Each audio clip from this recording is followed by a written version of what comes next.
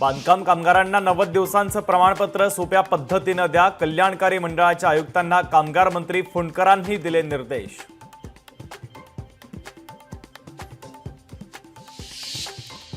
आदित्य ठाकरेंचं मुंबई महापालिका आयुक्त भूषण गगरान यांना पत्र, पाणी आणि आरोग्य संदर्भातल्या प्रश्नांबाबत महापालिका आयुक्तांना लिहिलं पत्र।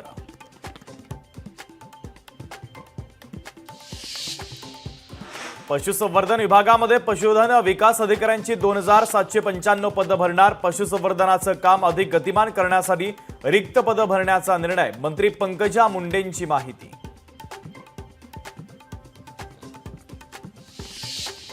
पहिल्या आंतरराष्ट्रीय दर्जाच्या मराठी चित्रपट महोत्सवाच्या बौद्ध चिन्हाचं अनावरण 21 ते 24 एप्रिल दरम्यान चित्रपताका नावानं होणार महोत्सव। सांस्कृतिक कार्यमंत्री आशिष शेलार यांच्या हस्ते होणार अनावरण। एआय तंत्रज्ञानाच्या द्वारे वारीमध्ये होणार गर्दीचे व्यवस्थापन। वारीमध्ये गर्दीच्या व्यवस्थापनासाठी एआय तंत्रज्ञानाची पंढरपुरात चाचणी। एआय तंत्रज्ञानाच्या द्वारे गर्दीचं प्रमाण आणि गर्दीची घनता मोजता येणार। अलमट्टी धरणाची उंची वाढवण्याच्या विरोधात लोकप्रतिनिधी आक्रमक। कोल्हापूर आणि सातारा जिल्हा बंद ठेवून निषेध करणार। विधानसभेवर तसंच रस्त्यावर लढा उभारण्याचा आमदार रोहित पाटील यांचा निर्धार। रामनवमीच्या उत्सव काळात साईबाबांना कोट्यवधी रुपयांचं दान अर्पण। 3 दिवस चालणाऱ्या रामनवमी उत्सवात 4,26,00,000 रुपयांचं दान।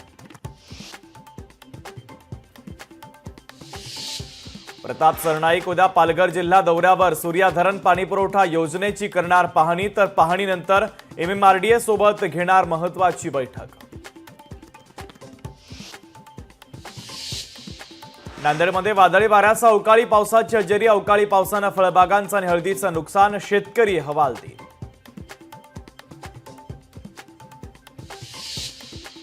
सोलापूर जिल्ह्यात अवकाळी पावसाची हजेरी, तर बदलत्या वातावरणामुळे शेती पिकांना मोठा फटका बसण्याची शक्यता।